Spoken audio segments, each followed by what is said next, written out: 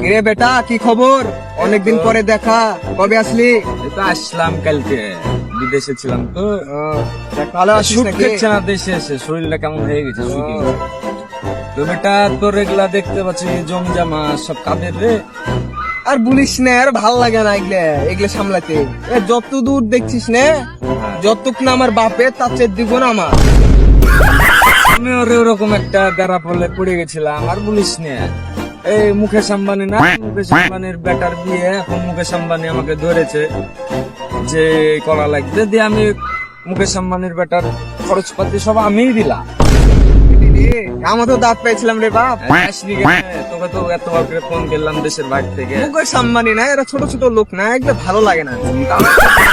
এমনি দিলাম, গেলাম, একটা নাগে খারাপ দেখায় না, জেনে গেলাম।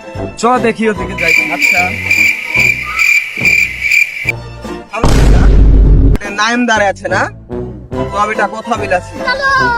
চল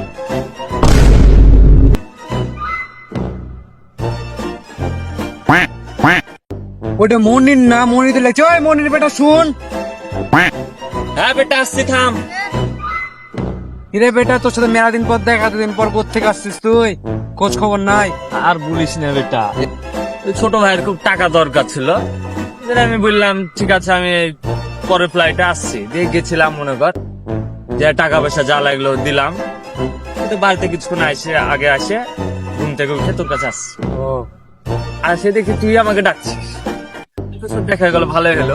এটা একটা জিসান না, আতিকতা আছার সাথে বেটা খুবই যায় রে। কখন কোন ফাপড় লাগে ওরা সব বুঝে নেয়।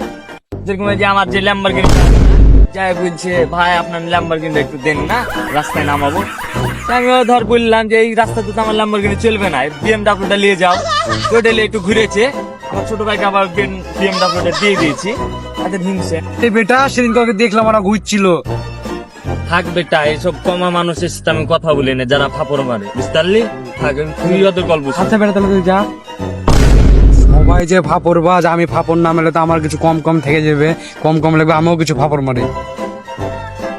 কিরে বেটা, ভালো আছিস? ভালো আছি। সবাইকে তো জিজ্ঞাসা করিলে আমার গিয়ে গাড়ি ল্যাম্বন কিনে দেখলাম, এটা কার গাড়ি? ল্যামবরগিনিটা ওইটা তো ওটা এক সপ্তাহে কিনে ওটা চাকরকে চালাক দিয়েছে।